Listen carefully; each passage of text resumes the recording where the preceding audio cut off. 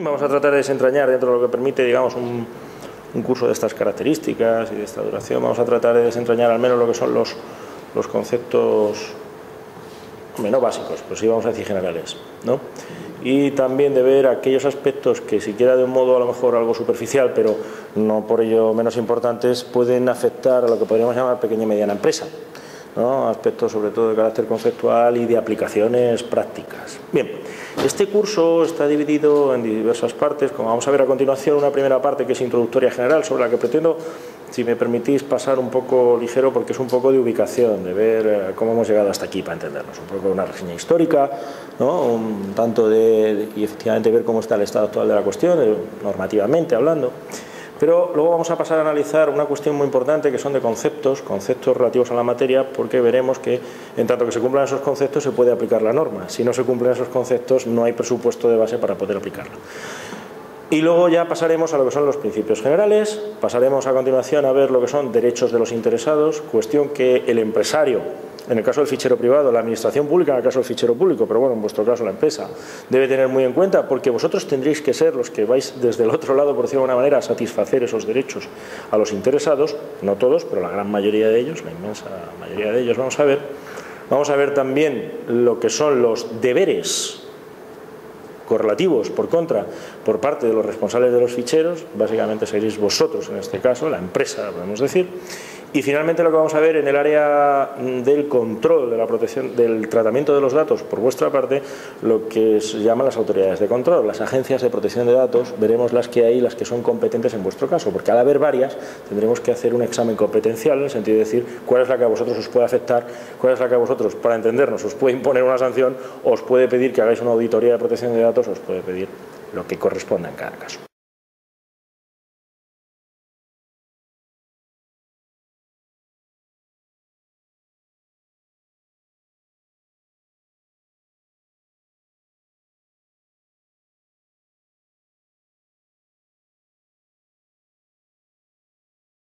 Entonces, vamos a empezar, como yo decía antes, con un apartado relativo a la introducción a la protección de datos, un poco genérico.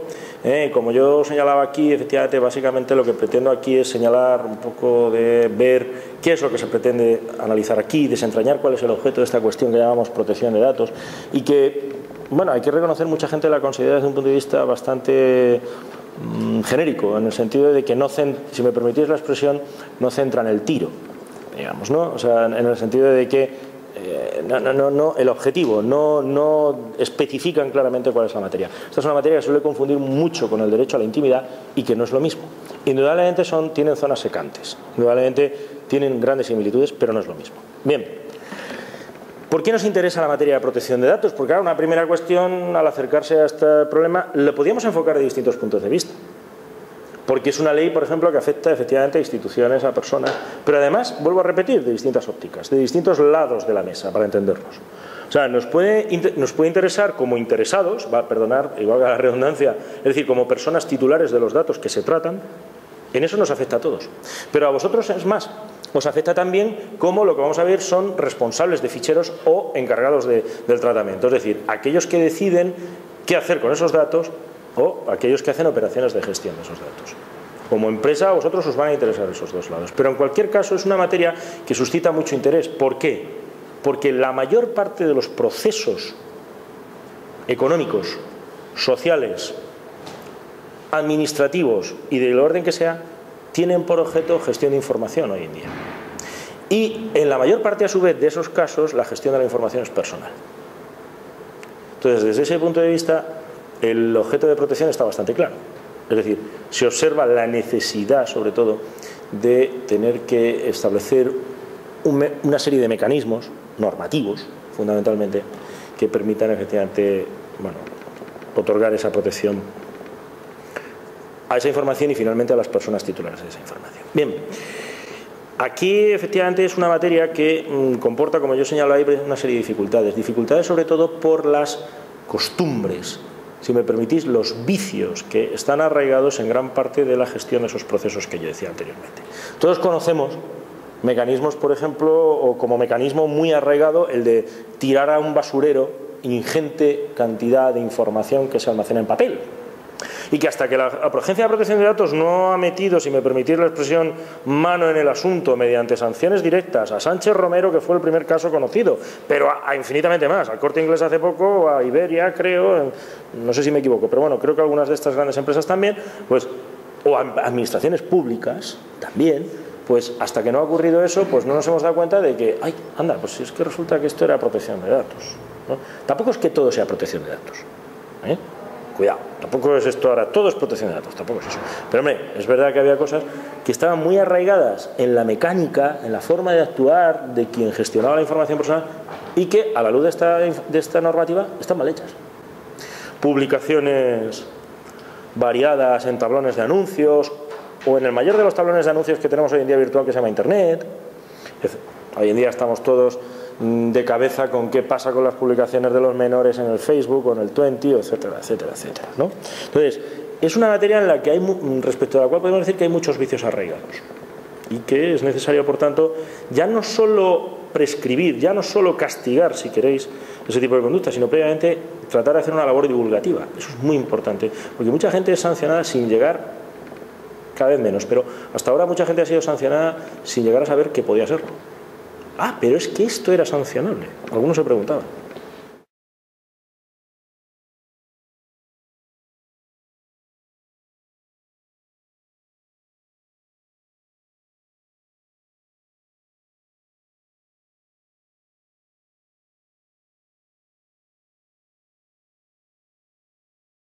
Vamos a ver, la protección de datos en nuestro país, tenemos que decir que desde un punto de vista ya jurídico más específico, aunque no pretendo extenderme mucho sobre esta materia, tiene el rango de derecho fundamental, que le reconoció una sentencia del Tribunal Constitucional. No está reconocido expresamente en la Constitución como tal. Si vosotros vais al artículo 18, que es el que se refiere a la intimidad, se refiere al secreto de las comunicaciones, a la inviolabilidad del domicilio, en el 18.4 lo que dice es que, lo que pone abajo, la ley limitará el uso de informática para garantizar el honor, la intimidad personal y familiar y el resto del ejercicio de los derechos. Bien. Es decir, ahí no dice expresamente se reconoce el derecho a la protección de datos. Sin embargo, de ahí y de otros preceptos, el Tribunal Constitucional fue capaz de deducir, digamos, un derecho fundamental. Es un derecho que es, como pertenece, digamos, está en la dermis del individuo, es un derecho muy, muy personal. ¿Por qué? Porque surge de valores como la dignidad, la personalidad, la libertad del ser humano. Pues hombre, es un derecho en ese sentido que es irrenunciable, tiene carácter personalísimo y uno no puede renunciar a él, ¿no? Y además, por recibir la catalogación, podemos decir, o por ser catalogado como derecho fundamental, no sé si lo sabréis, en derecho constitucional eso implica que el régimen de protección que recibe es reforzado, es el superior, en el sentido de que no puede ser regulado por cualquier tipo de ley, sino que debe ser una ley con rango de orgánica, en el sentido de que debe ser aprobado, modificado o derogado por mayoría absoluta, digamos, del Congreso, ¿de acuerdo? Y además, en el segundo sentido, aunque tiene otras medidas también, pero quizá otra de las más importantes es que los ciudadanos, en caso de que nos vulneren este derecho, podemos acudir al Tribunal Constitucional por la vía del recurso de amparo. Lógicamente, luego ha habido un desarrollo normativo. Y en España ya ha habido... aquí veis que ha habido dos normas, pero son dos normas internas, porque antes de estas, ahora vamos a ver, hubo otra norma. Ha habido dos normas internas. Una primera, que era la conocida como LORTAT, esa seguramente que la habréis conocido todos, de 1992, Ley Orgánica Reguladora del Tratamiento Automatizado de Carácter Personal. Pero resulta que en el 95 surgió, mejor dicho, se promulgó una directiva comunitaria sobre la materia. Entonces hubo que hacer una adaptación, digamos, a las nuevas, que no eran muchas, pero sí las nuevas cuestiones que planteaba esta directiva. Por eso, la LORTAT se adaptó mediante la promulgación de una nueva ley orgánica que es la LOPD, famosa, la Ley Orgánica de Protección de Datos de 1999.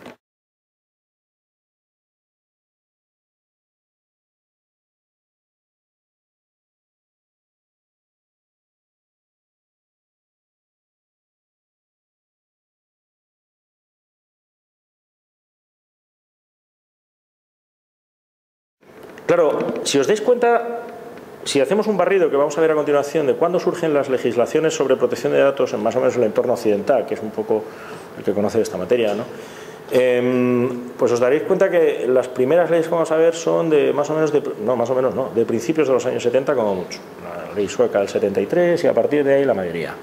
Antes no, ¿por qué? Vamos a ver, pues Por una razón muy sencilla. O sea, el derecho regula la realidad cuando existe esa realidad. Entonces dice, venga, ¿por qué no había normativa de protección de datos? Porque usted no la necesitaba, porque no había informática, básicamente. O sea, la informática es un fenómeno que surge, en primer lugar, en Estados Unidos en los años 60, de manera muy incipiente, que se empieza a generalizar, sobre todo primero en los poderes públicos en los años 70, y que empieza a generalizarse ya en el ámbito privado con la aparición del famoso PC, el personal computer, empieza a generalizarse en los 80. En los 80, cuidado, no en España. En los 80 estoy hablando todavía de Estados Unidos, de Japón, estoy hablando de Alemania, sobre todo los países escandinavos. Y en España, sobre todo a partir de seguramente finales de los 80 es cuando se empieza a generalizar su uso por lo que podríamos llamar agentes privados, por nosotros, por empresas, etcétera, ¿no? Entonces, bueno, pues no existía esa necesidad. Hasta entonces lo que había era, eso sí, el derecho a la intimidad. Pero el objeto del derecho a la intimidad no es proteger toda la información del sujeto, como ocurre en el caso del derecho a la protección de datos. El objeto del derecho a la intimidad es proteger lo que podríamos llamar la vida privada de las personas. Dependiendo de los países, de las normativas, de las jurisprudencias de cada sitio, pues hombre, ese ámbito de vida privada puede ser más o menos amplio, pero es lo que entendemos como una vida, es decir, como una serie de informaciones de carácter particular, más o menos inherentes a ese sujeto y que no salen o bien de él o bien de su entorno más cercano. Pero que por tanto de forma normal no son de conocimiento público generalizado. En el caso, en el derecho a la protección de datos, el bien jurídico no es ese. En el bien jurídico, y así lo ha señalado el Tribunal Constitucional, cuando consagró este derecho, yo decía, en una sentencia del 2000, dijo que es la información de la persona, que pueden ser datos privados o públicos. El hecho de que mis datos operen, por ejemplo, en una administración pública para una determinada cuestión, no quiere decir que los pueda conocer todo el mundo, porque además del carácter público privado de la información, luego hay un principio de finalidad, que determina que esos datos pueden ser tratados y por tanto conocidos para unos determinados fines, pero no para todos. No para todos. Y eso hace que en el derecho a la protección de datos, por supuesto, que también entren dentro de su ámbito de protección datos que en principio son públicos.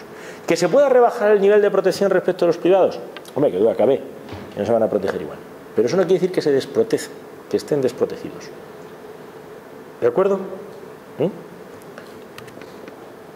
Bien, entonces, el derecho a la intimidad, efectivamente, como yo decía antes, se veía un poco, pues, fijaos, la primera definición que hubo de derecho a la intimidad fue de estos dos autores famosos norteamericanos, Warren y Brandeis, ya en el siglo XIX. Dieron una definición. Este fue un caso muy curioso porque es muy similar a lo que pasa hoy en día. Warren era un victoriano, ricachón, podemos decir, ¿no? Un señor de Boston, que era una familia de alto nivel social. Cuando su hija iba a casarse, pues parece ser que aparecieron una cantidad de fotógrafos en la puerta de su casa inmensos. Y Warren, que por entonces además creo que ya era magistrado, trabajaba como juez en el Tribunal Supremo. No, él no, Brandeis. Bueno, Warren era jurista. Pues la verdad es que se llevó las manos a la cabeza y montó un escándalo porque ¿qué era eso? ¿Cómo podía ser eso? Y tal. Entonces, una de sus maneras de protestar, claro, hoy en día la protesta hubiera consistido en ir a Telecinco o a Antena 3, ¿no? Una de las maneras de protestar que tuvo él fue publicar un artículo en la Harvard Law Review, la revista de Derecho de Harvard, en la que decía lo que era para él el derecho a la intimidad y lo definía así, como el derecho a que te dejaran solo o a que te dejaran en paz. A que te dejaran un reducto, donde tú te podías mover entera libertad sin que nadie te hurgara. Pues no sé, como si estás en el baño después de bañarte, afeitándote o lo que sea, ¿no? Yo creo que más o menos el ejemplo puede servir un poco de lo que quiere decir, ¿no? Un ámbito de esfera de libertad personal. En los años 60, 70 más bien podríamos decir, efectivamente ya aparecen los ordenadores. Y entonces ya la cosa cambia, porque el problema que plantean los ordenadores no es ya solo, fijaos bien, que puede manejar información más o menos privada o pública. Por supuesto que pueden manejar información privada si la conoces, pero también pública, y eso también es un peligro. ¿Por qué? Cuando no habían ordenadores, y a ti te daban, imaginaos, un tocho de papeles así, en el que te decían, hay información variada de un sujeto. Bueno, tú, tras largo tiempo, podías efectivamente empezar a procesar esa información, lectura, ordenación. Imaginaos que estaba desordenado. Pues ya la cosa se complica. Porque, hombre, yo tengo que separarlo primero, ponerlo cronológicamente o por temáticas y tal, y luego ya empezar a leer. En fin, la cosa... Pero aún así yo podía empezar a sacar conclusiones sobre ese sujeto. Cómo es, qué hace, qué aficiones tiene, dónde va, en fin, ¿no? Claro, eso con un ordenador y una aplicación se simplifica un montón. Eso se facilita un montón. Entonces, ahí es donde se empiezan a dar cuenta de que no solo es interesante proteger la información privada, sino también la pública, la aparentemente inocua. Si me voy a hacer un rastreo, por ejemplo, de las navegaciones que yo hago por internet, aunque no tengan mi nombre, con solo que tengan la IP de mi ordenador, ya saben a quién le tienen que mandar qué correos, con qué temáticas, porque han visto por dónde he navegado, dónde he dejado el rastro, qué he hecho, qué no he hecho. No, esos son los banners famosos que nos aparecen, por ejemplo, cuando abrimos internet y bueno, pues a alguien se le ha olvidado, en fin, configurar las cookies de una manera o de otra, o configurar el navegador de una manera o de otra, ¿no? Entonces, ahí vemos una prueba de que la aparentemente inocua información pública ya no es tan inocua. Porque no es que te permita decir solo quién eres, cosa que le puede interesar a quien trata la información, sino también cómo eres, que eso le interesa mucho más. Porque sabe, por decirlo de una manera, por dónde te tiene que atacar.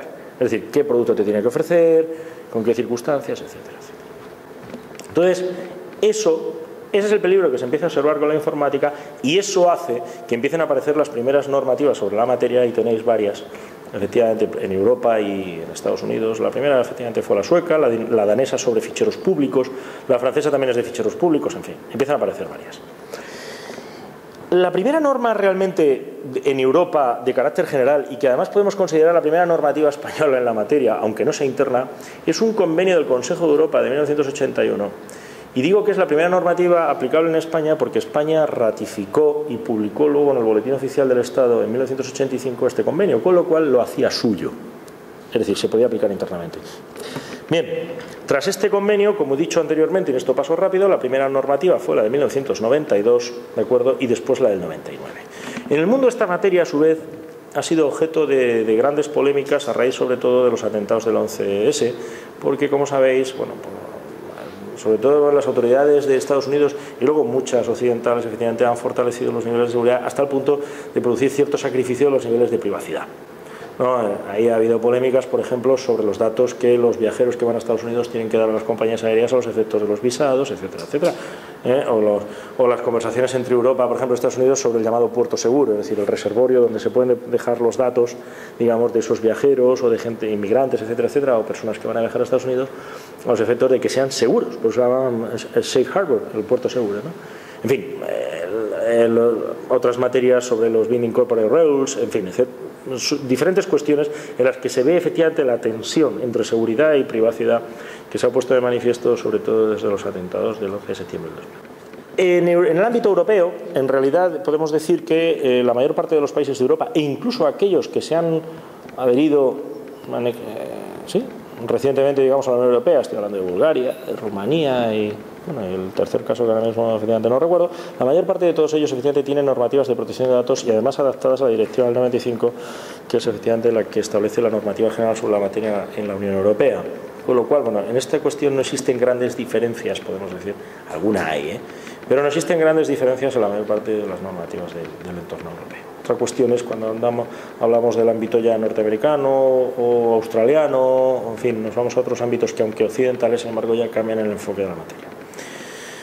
En España, además, tras la legislación de 1999, también se dictaron una serie de normativas autonómicas, en concreto me voy a referir a tres, la de la Comunidad de Madrid, la de Cataluña y la del País Vasco, que son las tres que existen. Sin embargo, a los efectos, a lo que nos afecta a nosotros, no nos implican en principio directamente nada porque las comunidades autónomas solo tienen materia en competencias de ficheros de titularidad pública.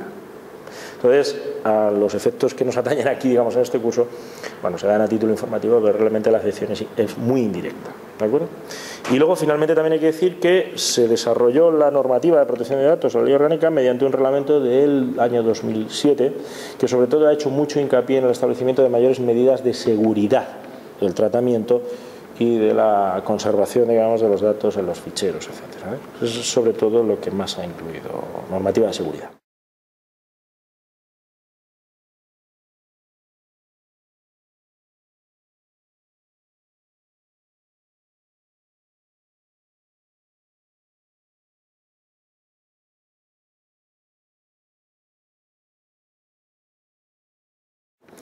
Bien, hasta aquí podemos decir una serie de conceptos introductorios, ¿no?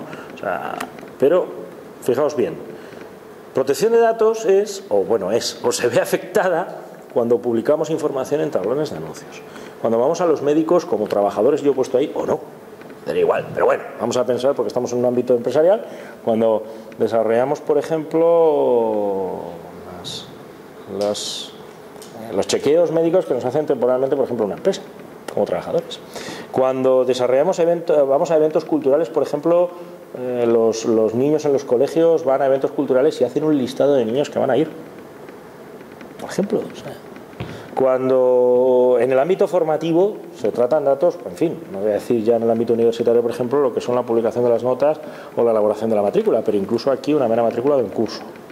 Cuando, por ejemplo, las administraciones sacan concursos en los cuales participan personas físicas o administrados, me da igual, o sea, estaremos hablando, bueno, los dos casos son administrados, pero en un caso como ciudadanía y en otro caso podemos decir como empresa concesionaria o como, ¿de acuerdo? Todo eso es protección de datos. Cuidado, las personas jurídicas, desde ya lo tengo que decir, no se consideran interesados, con lo cual no se aplica la normativa de protección de datos. Por eso hablo de persona física y ahora veremos en qué sentido,